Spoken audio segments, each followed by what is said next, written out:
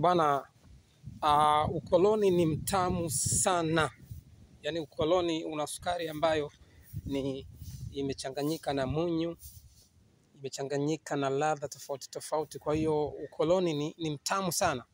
Na ukitaka kujua kwamba ukoloni ni mtamu, hebu ngoja nikupe mfano mmoja tu hapa, ambao naamini kwamba kila mtu atakuwa na experience na hicho kitu ambacho nakizungumzia.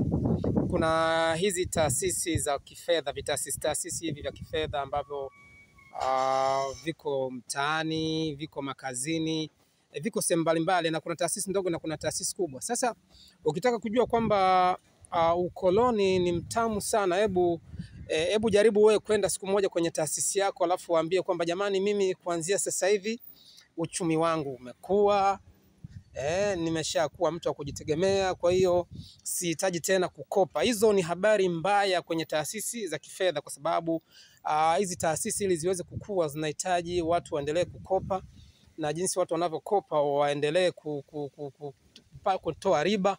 Unaona? Kwa maana hiyo nakupa tu mfano, ni kama ukoloni fulani. Hebu just imagine kwamba vitaasisi hivi ni vitaasisi vyetu vinavyoendeshwa na Waafrika wenzetu. Sijui unanielewa, lakini unapoenda kuambia kwamba sasa kuanzia sasa hivi mimi sihitaji tena kwa sababu nimekuwa kiuchumi, ingekuwa ni habari nzuri kwamba wao tumekuwezesha wewe leo sasa hauhitaji tena. Utakuta kwamba wanakubembeleza kwamba sasa bwana, unaonaje, basi tutakupa basi kamkopo hata haka ambako sio kariba kubwa. Unaona, yani kule kuachiwa ile sasa moja kwa moja kwamba wewe ukajitegemee, hicho kitu hakiwezekani, na inakuwa ni habari mbaya, sio habari njema, sio habari nzuri, sio habari ya kuwafurahisha. Sasa kwa muktadha huo unaweza kuona kwamba kuna muda ambao unaweza ukakaa unaona kabisa kwamba kumbe hata tulivyokuwa tunawalaumu wazungu ni kama vile ni kama tunawaonea fulani hivi.